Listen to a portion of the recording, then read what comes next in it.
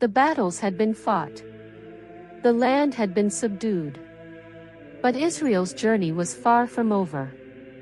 As we step into the second half of the book of Joshua, the story moves from the thrill of victory to something even deeper, the fulfillment of promises, the dividing of the land, and the shaping of a people who would now live out their identity in the land God had given them. This part of the story is about inheritance. About how every tribe was given their portion, not by power, but by promise. It's about faithfulness in times of peace, and the call to remain loyal to God when the war is over.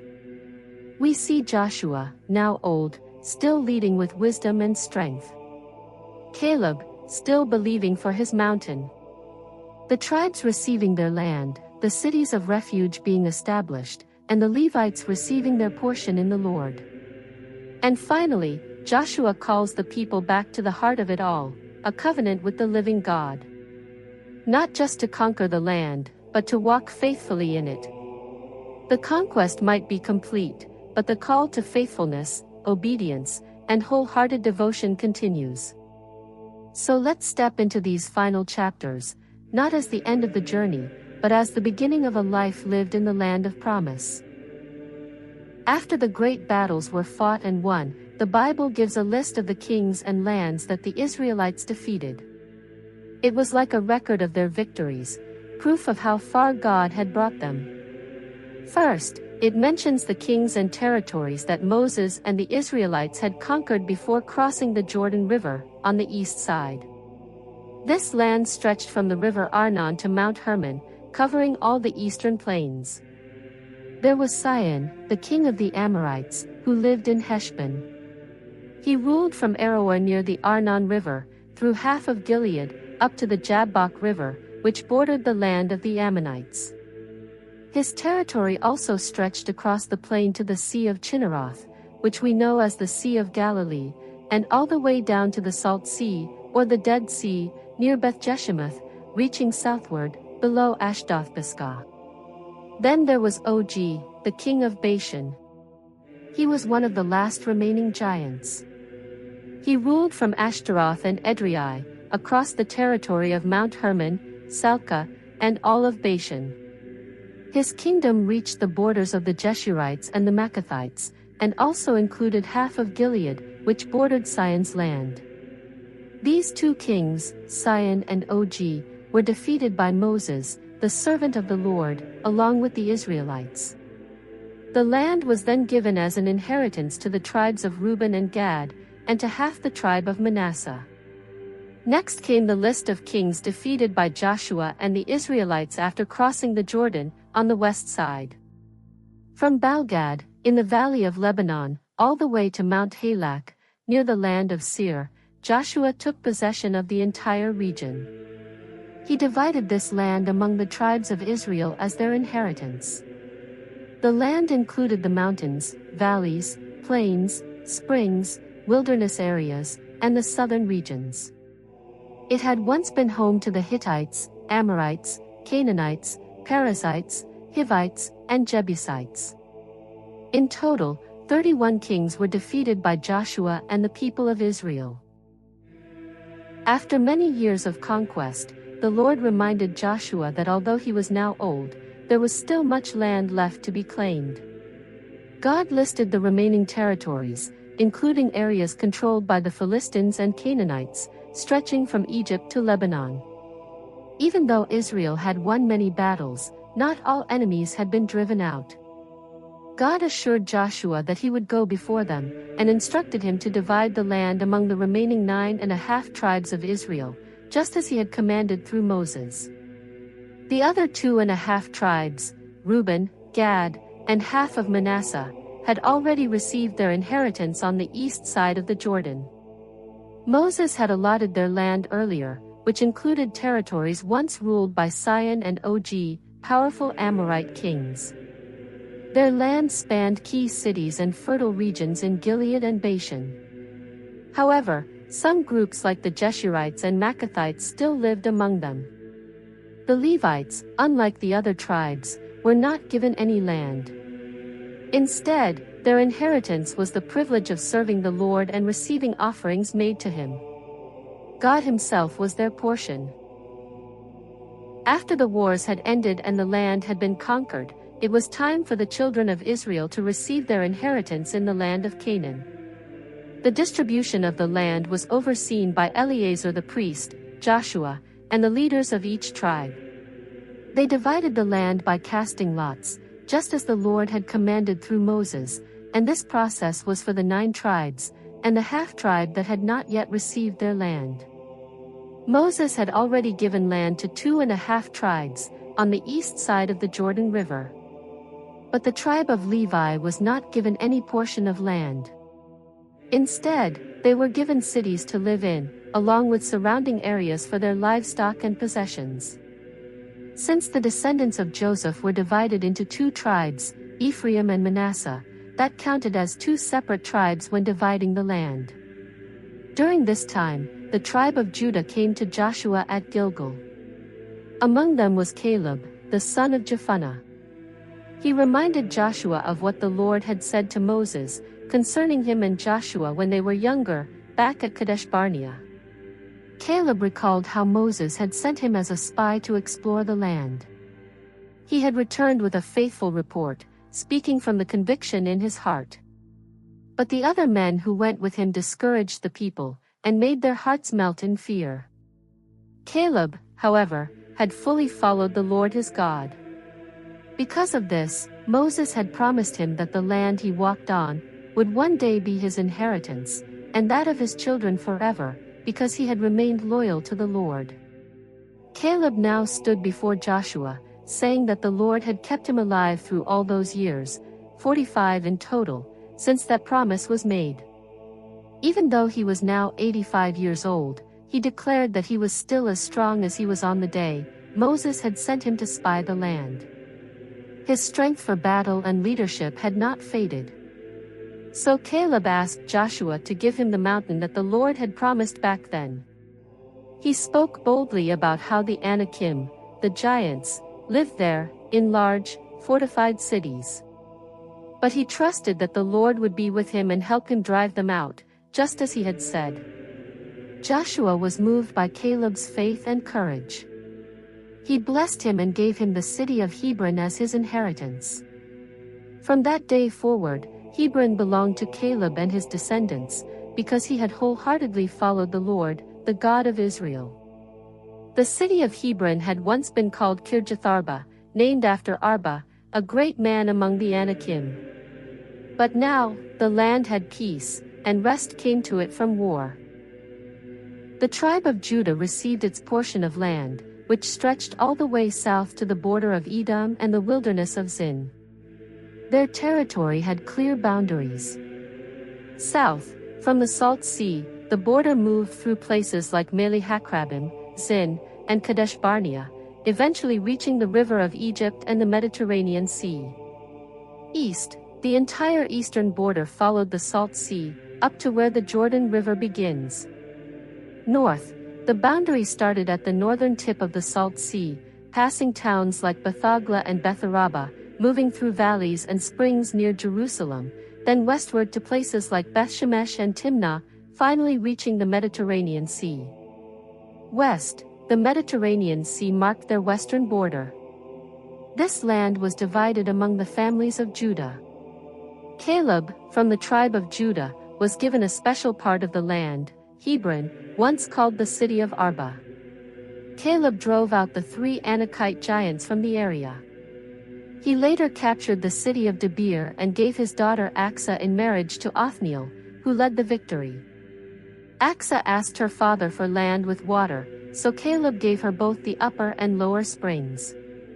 Judah's territory included many cities, grouped by region. In the south, there were 29 cities near Edom. In the valley region, there were 14 cities. Other groupings included 16 cities like Libnah and Ether, 9 cities including Keilah and Aksib, Ashdod and Gaza with their towns. In the hill country, there were 11 cities like Hebron and Debir, and others like Maon and Ziph. In the wilderness, there were 6 cities including Engedi.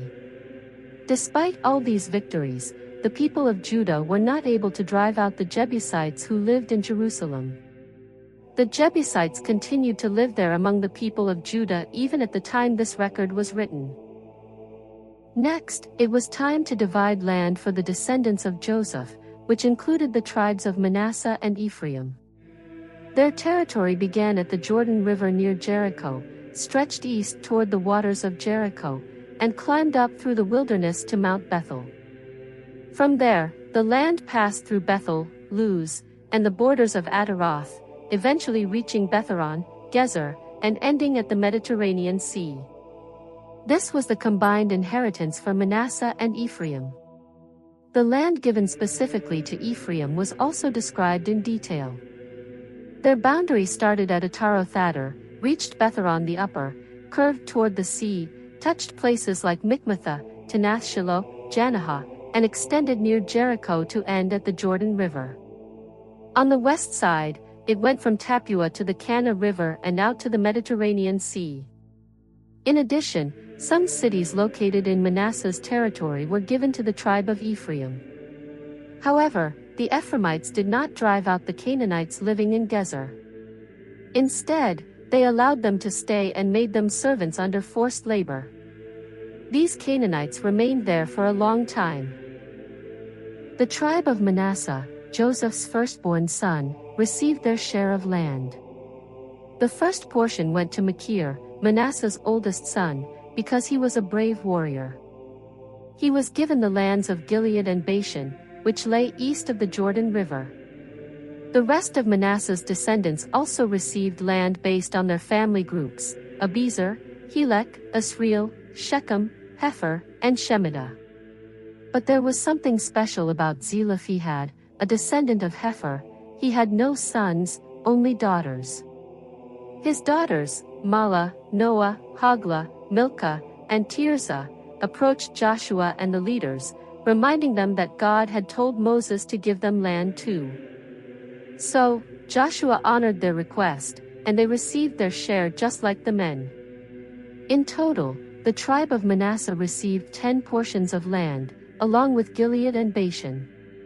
The daughters got their land, and the rest of the tribe settled in Gilead.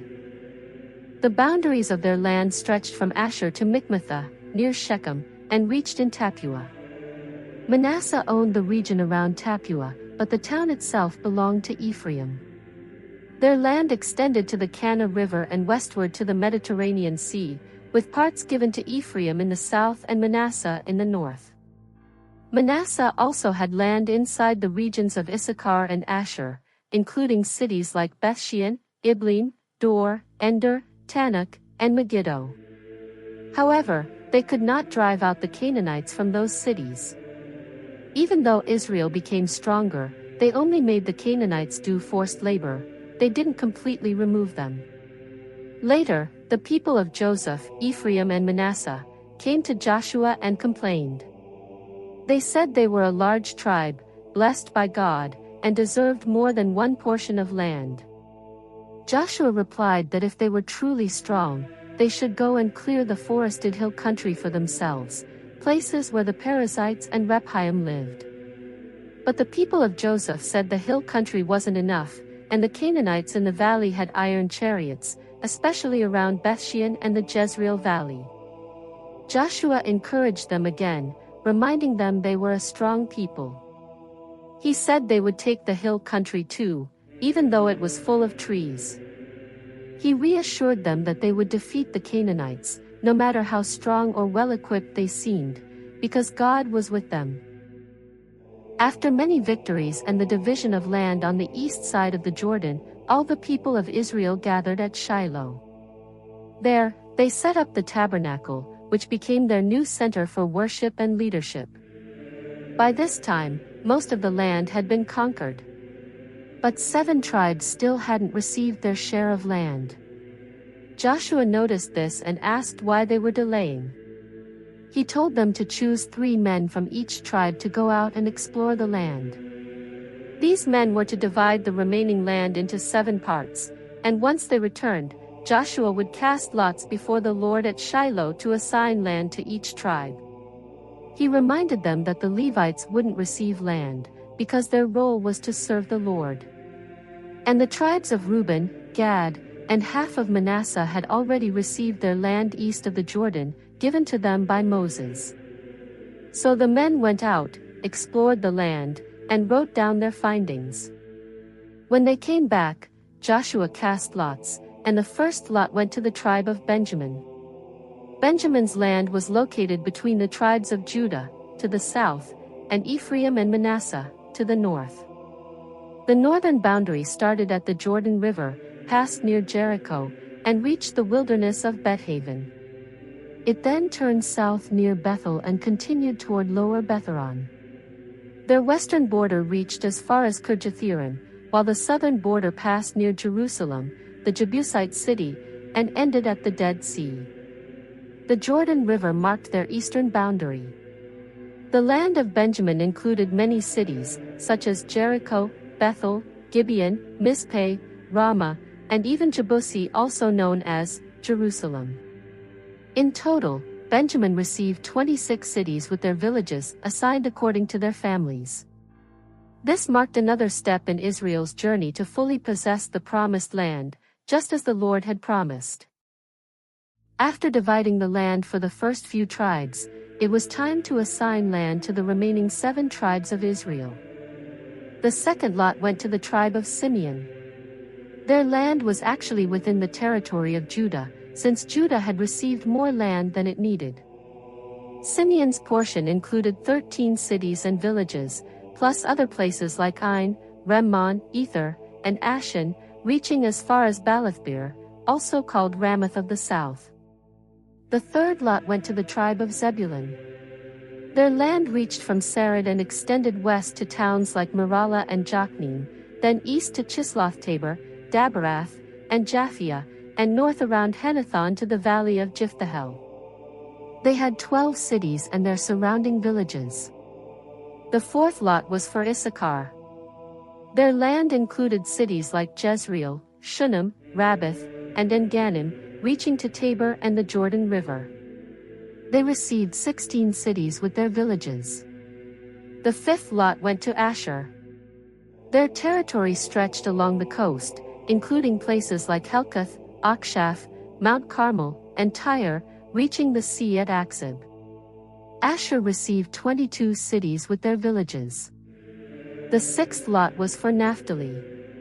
Their land began at Heleph and stretched to the Jordan River, wrapping west toward Aznaphttabur and Hukkok, bordering Zebulun, Asher, and Judah's land at the Jordan. Naphtali had 19 cities, including Hazor, Kadesh, and Chinnereth. The seventh lot went to the tribe of Dan. Their cities included Zorah, Ekron, Elon, and many others, reaching near Joppa. But their territory wasn't big enough, so they went and captured the city of Leshem, renamed it Dan, and settled there. After all the land was divided, the Israelites gave a special inheritance to Joshua, their leader. He received the city of Timnath-Serah in the hill country of Ephraim. He built it and lived there. With that, the division of the promised land was complete. Joshua, Eleazar the priest, and the leaders had faithfully assigned the land to each tribe at Shiloh, right before the tabernacle of the Lord, just as God had promised. The Lord spoke to Joshua again. He reminded him of something important, something he had already spoken through Moses long ago. The Lord told Joshua to appoint cities of refuge throughout the land for the people of Israel. These cities were meant to be a safe place for anyone who accidentally killed another person without intending to. If someone had caused a death unknowingly or by mistake, they could flee to one of these cities. It would be a place of protection from anyone who might try to take revenge, the avenger of blood, as he was called. God gave clear instructions for what should happen when such a person arrived at a city of refuge. He was to stand at the gate of the city and explain what had happened to the elders. The elders of that city were to listen to him and then welcome him into the city. They would give him a place to stay, and he would be allowed to live there safely. Even if the avenger of blood came chasing after him, the city leaders were not to hand the person over, because the killing had not been done out of hatred or with prior intent. The one who fled would stay in that city until he stood before the people for a proper judgment. And if the high priest who was alive at the time later died, then the person who had fled could return home to his own city and family, free and safe. So Joshua, following the Lord's command, appointed the cities of refuge. They chose Kadesh in Galilee in the hill country of Naphtali, Shechem in the hill country of Ephraim, and Hebron, also called Kirjatharba, in the hill country of Judah. These were the 3 cities on the west side of the Jordan. Then, on the east side of the Jordan River near Jericho, they appointed Bezer in the wilderness, in the territory of Reuben, Ramoth in Gilead, in the land of Gad, and Golan in Bashan, which belonged to the tribe of Manasseh. These 6 cities were appointed not only for the children of Israel but also for any foreigner living among them. Anyone who accidentally killed another person could run to one of these cities and find safety. They would not be harmed by the avenger of blood until they had a fair trial before the congregation. The heads of the Levite families came to Eleazar the priest, to Joshua, and to the leaders of the tribes of Israel. They reminded them of the Lord's command given through Moses, that the Levites should be given cities to live in, along with pasturelands for their cattle and flocks. So, at the Lord's instruction, the Israelites gave the Levites towns from their own inheritances. The families of the Levites were divided into 3 main groups, the Kohathites, the Gershonites, and the Merarites, and lots were cast to decide which group would receive towns from which tribes. The first lot fell to the Kohathite families, especially to the descendants of Aaron, the priest. They were given 13 towns from the tribes of Judah, Simeon, and Benjamin. The remaining Kohathite families were given 10 towns from the tribes of Ephraim, Dan, and the half-tribe of Manasseh. The Gershonites received 13 towns from the tribes of Issachar, Asher, Naphtali, and the other half-tribe of Manasseh in Bashan. The Merarites, the third group, received 12 towns from the tribes of Reuben, Gad, and Zebulun. These towns were not chosen randomly, they were given according to God's clear instructions through Moses, and each came with pasturelands for the Levites' animals. Among these cities were also cities of refuge, where people who had accidentally killed someone could flee for safety. From the tribes of Judah and Simeon, the children of Aaron received Hebron in the hill country, which was also a city of refuge. Along with Hebron, they received 9 cities in total from these 2 tribes. From the tribe of Benjamin, they received 4 cities. So in total, the descendants of Aaron the priest received 13 cities with their surrounding lands.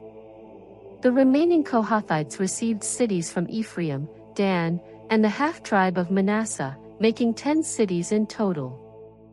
The Gershonites received 13 cities altogether. The Merarite families were given 12 towns. In total, 48 cities with surrounding pasturelands were given to the Levites. Each town was surrounded by land for their livestock and daily needs. Every tribe gave part of their inheritance so that the Levites, who served the Lord, could live among them as God had commanded. By the end of it all, God had given Israel everything he had promised. They took possession of the land and settled in it. The Lord gave them rest on every side. None of their enemies could stand against them. The Lord handed all their enemies over to them. Not a single promise that the Lord had made to the Israelites failed. Everything came to pass, just as he said. Joshua called together the people of Reuben, Gad, and the half-tribe of Manasseh. He reminded them that they had done everything Moses had commanded, and they had also obeyed Joshua in all that he instructed. For a long time, they had stayed with the rest of the Israelites, helping them fight until the Lord had given their fellow tribes rest, just as he had promised. Now that the mission was complete, Joshua told them it was time to return to their homes on the other side of the Jordan, the land Moses had given them. But before sending them off, he gave them a heartfelt reminder to carefully keep God's commandments, to love the Lord their God, to walk in all his ways, obey his commands, hold fast to him, and serve him with all their heart and soul. After blessing them, Joshua sent them back to their tents. Half of the tribe of Manasseh had received land in Bashan, while the other half had received their portion among their fellow Israelites west of the Jordan.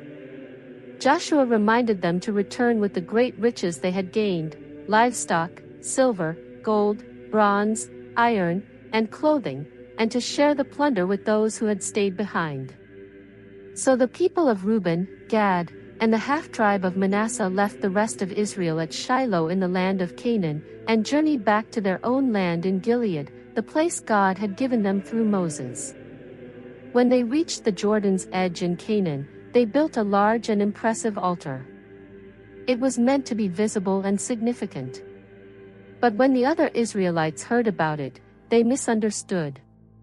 They believed that the tribes across the Jordan had built a rival altar, which was a serious offense against God's command. Fearing that this was rebellion, the entire Israelite community gathered at Shiloh, prepared to go to war against them. Before taking action, the Israelites sent a group to investigate. They sent Phinehas, the son of Eleazar the priest, along with 10 leaders, one from each tribe.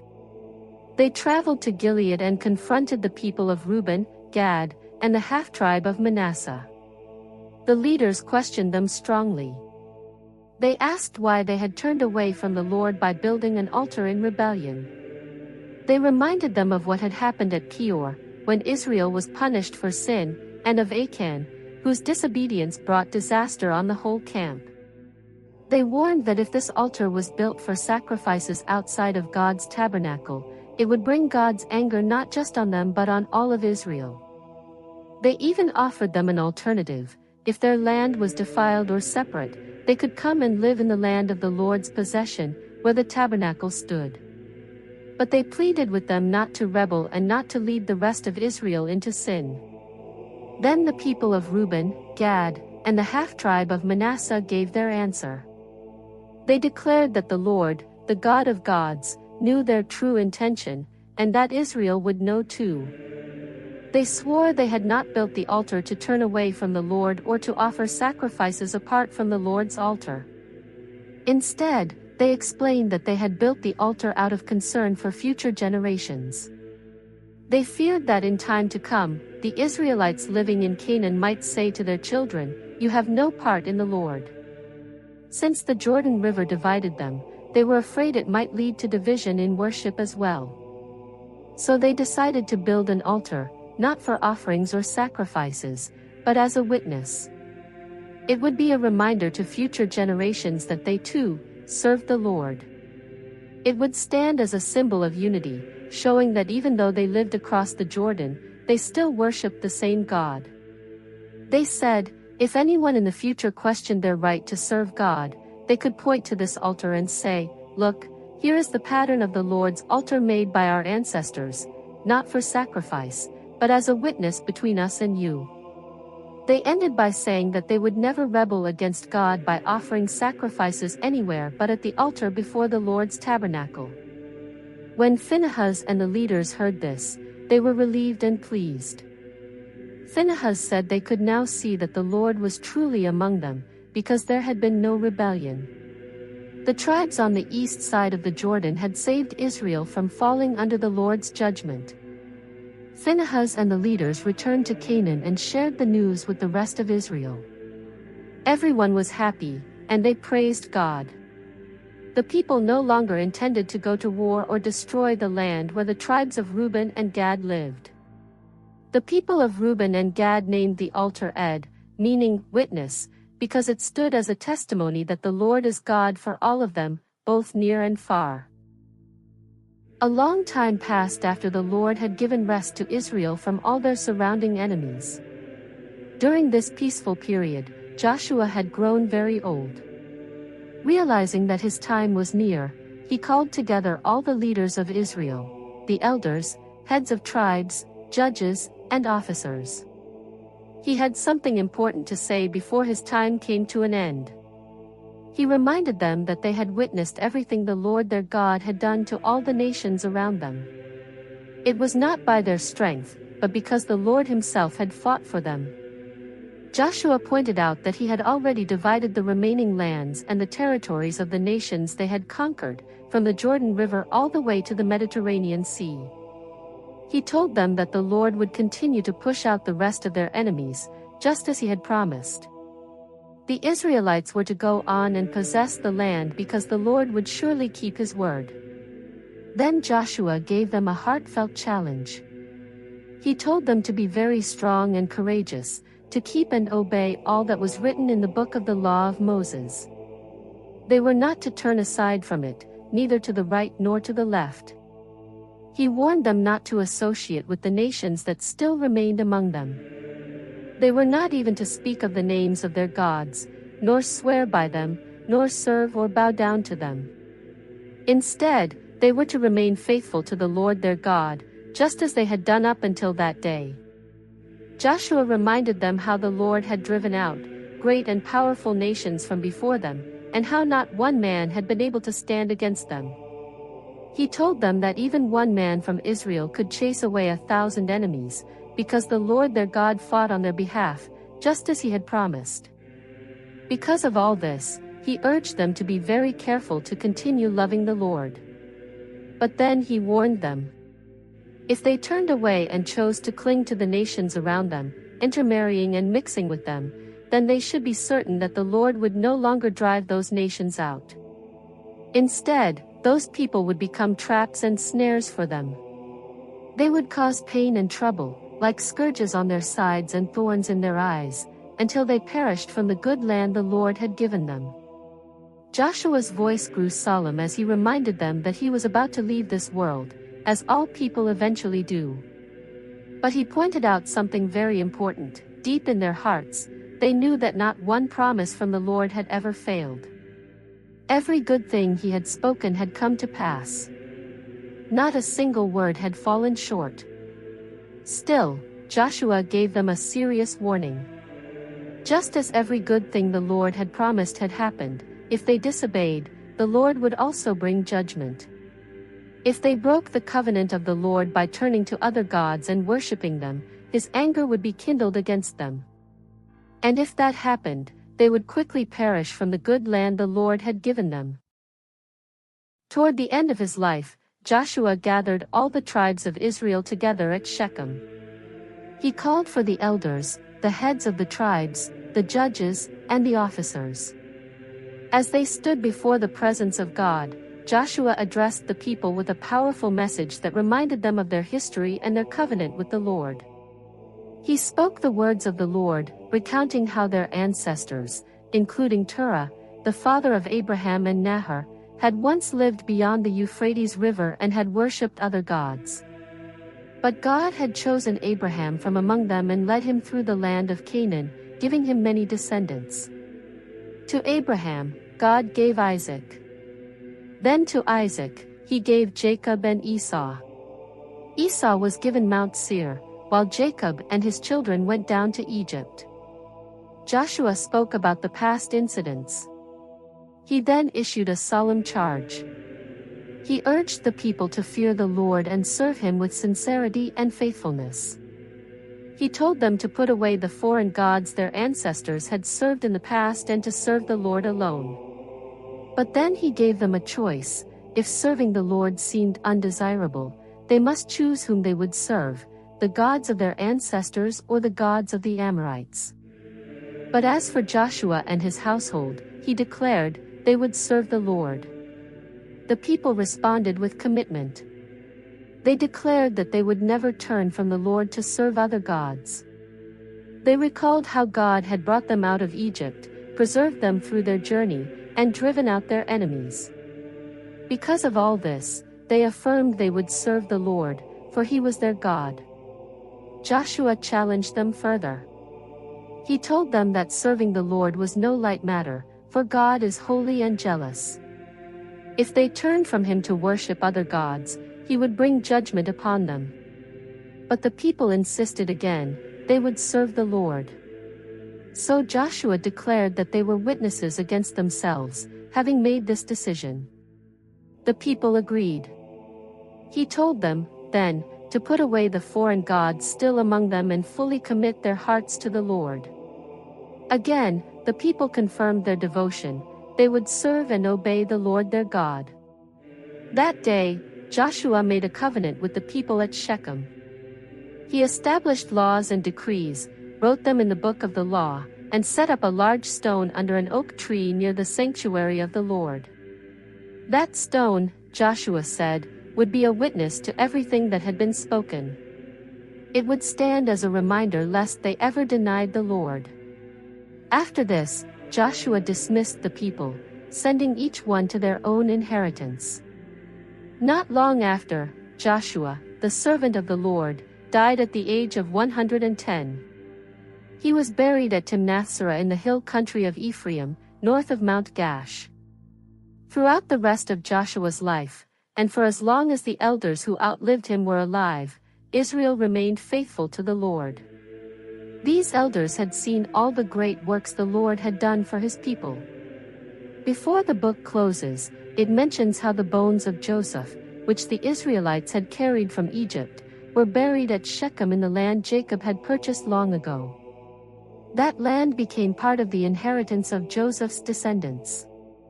Also, Eleazar, the son of Aaron, died and was buried in a hill that had been given to his son Phinehas in the hill country of Ephraim.